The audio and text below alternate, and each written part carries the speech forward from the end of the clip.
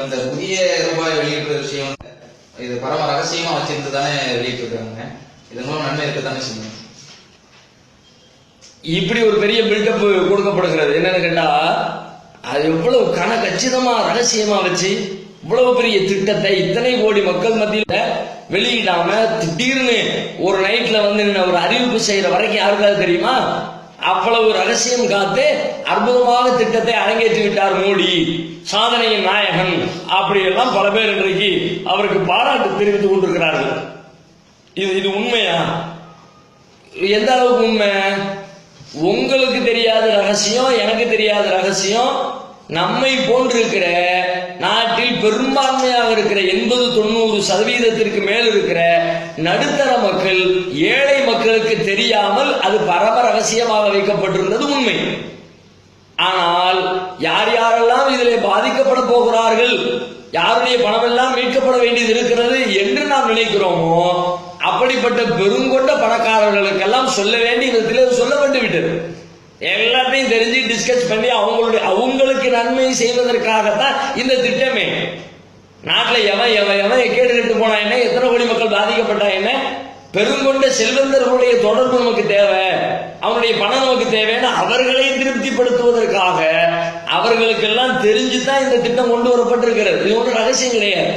உதாரணத்துக்கு நான் சொல்றேன், ஒரு 6-7 மாதத்துக்கு முன்னாடி SBIல இருந்து ஸ்டேட் பேங்க் ஆஃப் இந்தியாவுடைய சார்பில் ஒரு அறிக்கை ஒன்று வெளியிடப்பட்டது.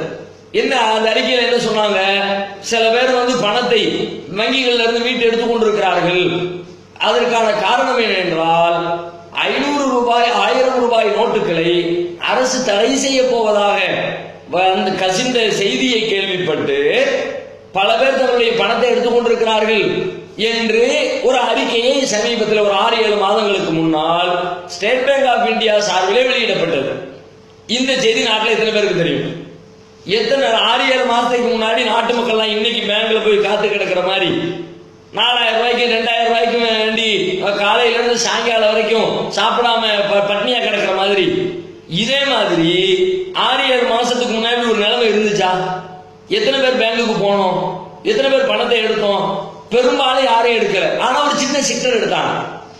மிக குறைந்த எண்ணிக்கையில் இருக்கிற பெருங்கொண்ட செல்வங்களை பதுக்கி வைத்திருக்கிற நாட்டின் பெரும்பான்மையான செல்வத்திற்கு பணத்திற்கு சொந்தக்காரர்களாக இருக்கிற பதுக்கல் பேர்வழிகளாக இருக்கிற சில பேர் பணத்தை மொத்தமாக எடுத்திருக்கிறார்கள். அதனால தானே SBIல இருந்து அப்படி ஒரு அறிக்கை ரிப்போர்ட் கொடுக்க வேண்டிய தேவை வந்துச்சு. SBI கொடுத்த ரிப்போர்ட் ஏன் கொடுத்தாங்க? இந்த மாதிரி 500-1000 தடை செய்யப்பட போகிறது. இது இன்னைக்கு நேற்று உள்ளது 6-7 மாசத்துக்கு முன்னாடியே கசிஞ்சிருச்சு. உங்க திட்டம் என்னங்கிறது அப்படி சில பேருக்கு மட்டும் போயிருக்கிறது. நல்ல கவனிங்க, நாட்டு மக்கள் அத்தனை பேருக்கும் போகல. நாட்டில் இருந்த சில பேருக்கு அந்த செய்தி போய் சேர்ந்திருக்கிறது. உடனே அவர்கள் விழித்துக் கொண்டு அதற்கான ஏற்பாடுகளை செய்திருக்கிறார் என்று செய்தி வந்துச்சு. இது பரம ரகசியம் ஒன்று. ரெண்டாவது, நீங்க சொல்லுங்க, இவர் மேற்கு வங்கத்தில் கல்கத்தாவில் பிஜேபியினுடைய கட்சி சார்பில் மோடியின் அறிவிப்புக்கு சில மணி நேரத்திற்கு முன்பாக 1000 கோடி ரூபாய், 1 கோடி ரூபாய், 1000 ரூபாய் நோட்டுகளை, 1 கோடி ரூபாய் பெருமானம் உள்ள 1000 ரூபாய் நோட்டுகளை கொண்டு போய் வங்கியில கொடுத்து அதை எக்ஸ்சேஞ்ச் பண்றாங்க. எப்ப பண்ணாங்க? எப்பவோ நடந்தது இல்லை இது. இன்னும் சில மணி நேரத்தில் மோடி மக்கள் முன்னால் தோன்றி 500 ரூபாயும் 1000 ரூபாயும் செல்லாது என்று அறிவிக்க போகிறார். அந்த அறிவிப்புக்கு சில மணி நேரத்திற்கு முன்னால் இந்த காட்சி அரங்கேறுகிறது. எப்படி இது சந்தேகப்படாமல் இருக்க முடியுமா? அப்ப நீங்க என்ன பண்ணிட்டீங்க? உங்களுக்கு தெரியும், உங்களுக்கு தெரிஞ்ச சரௌண்டிங்ல சொல்லிட்டீங்க. பிஜேபி கட்சிக்காரங்களுக்கு சிக்னல் கொடுத்துட்டீங்க, எல்லாரும் அலர்ட் ஆயிருங்க, இது மாதிரி ஒரு திட்டத்தை கொண்டு வர போறோம், மாத்திரம் மாத்திக்க, எக்ஸ்சேஞ்ச் பண்றோம் பண்ணிக்க, தங்கத்தை வாங்குற வாங்கிக்க, நிலத்துல போடுறோம் போட்டுக்க, என்னென்ன வேலை செய்யணுமோ செஞ்சுக்க, அடுத்த அறிவிப்பு வருதுன்னு உடனே அதிரடியாக ஆங்காங்கே அந்த பணம் வேறு வடிவத்தில் மாறிவிட்டது. அழகான உதாரணம். வேற என்ன? அது மட்டுமா? சரி, அவ்வளவு ரகசியமா வச்சு அதுக்கு பிறகு ஒரு நாள் இடைவெளி விட்டு 2வது நாளில் பேங்க் வழியாக மக்களுக்கு பணத்தை கொண்டு போய் சேர்க்கிறோம். நீங்க அப்படியா நடந்துச்சு? ஒரு ஆளுக்கு 4000 ரூபாய் தான் தருவோம். அந்த 4000 ரூபாய் கூட அடையாள அட்டை தரணும். அவரு அதனுடைய ஜெராக்ஸை கொண்டு கொடுக்கணும் எங்களுக்கு. அப்பதான் 4000 ரூபாய் தருவோம். இப்படி எல்லாம் கட்டுப்பாடு வச்சுதானே நீங்க கொடுத்துக்கிட்டு இருக்கிறீங்க பொதுமக்களுக்கு. உத்தரப்பிரதேசத்தினுடைய பிஜேபியின் தலைவர் அவருடைய மகள் நளினி போஸ் கொடுக்கிறார். நேற்றைக்கு முன்தினம் கையில 2000 ரூபாய் கட்டுக்களை கட்டுக்கட்டாக வைத்துக் கொண்டு 10 லட்சம் ரூபாயை கையில வைத்துக் கொண்டு இந்த மாதிரி புதுப்பணம் எங்கள்கிட்ட இருக்குன்னு போஸ் கொடுக்கிறார். ஒரு ஆளுக்கு 4000 தானே கிடைக்கும். அவங்க குடும்பத்தில் ஒரு 10 பேர் இருக்கிறாங்கன்னு வச்சுக்கோங்க, 40,000 தானே கிடைக்கும். 10 பிஜேபி மகளுக்கு கிடைத்தது எப்படி? அப்ப ஆளு பணம் எங்க எப்படி பதுக்கணுமோ பதுக்க வேண்டிய வேலைகள் நடந்துருச்சு. அதனாலதான் அந்த அறிவிப்பு வந்த சில மணி நேரத்துல சில குறிப்பிட்ட செக்டர் அதிலேயே கருப்பு பணத்தை இன்னும் அதிகமா பெருக்குனாங்க. கருப்பு பணத்தை ஒழிப்பதற்கு கொண்டு வந்த திட்டம் சில மணி நேரத்தில் பல ஆயிரம் கோடி கருப்பு பணமாக மாறுவதற்கு அது உதவி செஞ்சது. சென்னை கோயம்பேடு எடுத்துக்கங்க. கோயம்பேடு பேருந்து நிலையத்துல இரவுல 8 மணிக்கு அறிவிக்கிறாரு, 12 மணியோட முடிஞ்சு போச்சுங்கிறாரு.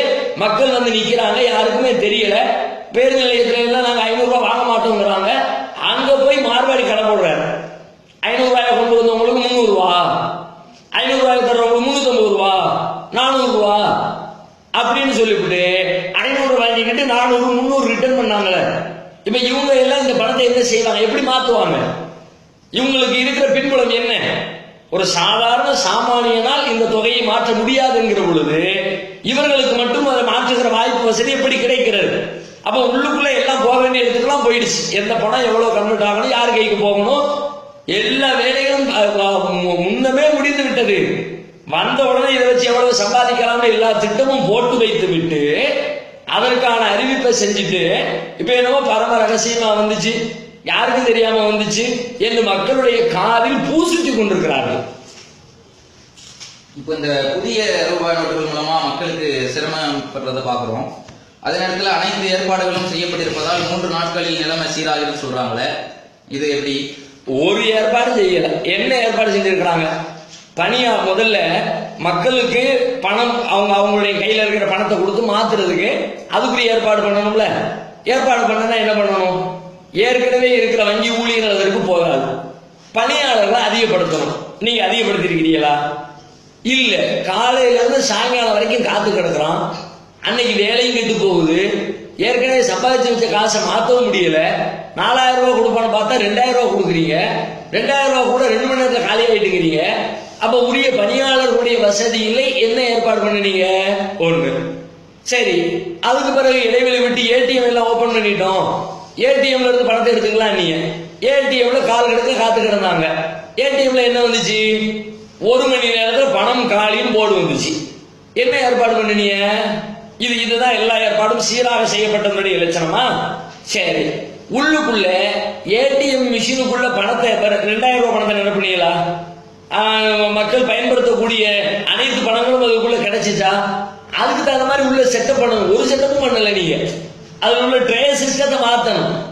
இப்ப நீங்க வச்சிருக்கிற இப்ப புதுசா அடிச்சு விட்டு இருக்கிறது 2000 ரூபாய் நோட்டு, அதனுடைய அளவு டிஃபரெண்ட். ஏற்கனவே இருக்கிற 1000 ரூபாய் நோட்டுடைய அளவு வேற, அது பெருசு, இந்த சிறுசு.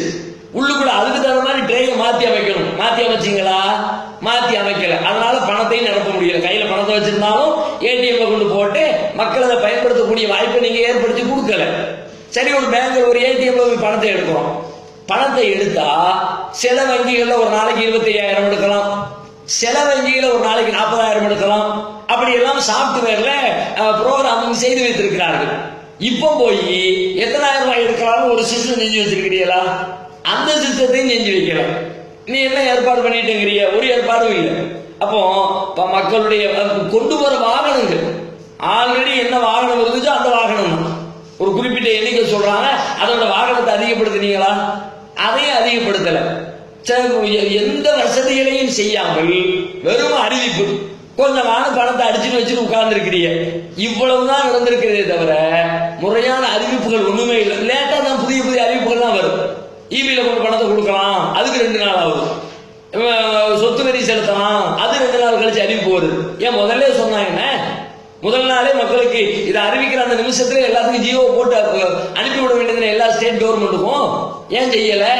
ஒரு ஏற்பாடையும் செய்யாம உட்கார்ந்துட்டு புதுசா சிக்கல் வரும் பொழுது தலையை பிச்சுக்கிட்டு அதை என்ன செய்ய, இதை என்ன செய்ய, மக்கள் ரோட்ல கிடந்து அல்லாடிக்கிட்டு உட்கார்ந்து இருக்கிறாங்க. 3 நாள்ல நிலைமை சீராகும். எப்படி சீராகும்? நீங்க கொடுக்குற இந்த 4000 ஒவ்வொரு நாளும் வேலையை விட்டுவிட்டு பேங்க் வாசல்ல காத்து கிடந்து ஒரு நாளைக்கு 4000, ஒரு நாளைக்கு பணமே இல்லை, ஒரு நாளைக்கு 1000, இதையெல்லாம் வாங்கி வேலை இழந்து எத்தனை நாள் மக்களை தவிக்க விட போகிறீர்கள்? எனவே இவர்கள் எந்த ஏற்பாடும் செய்யவில்லை.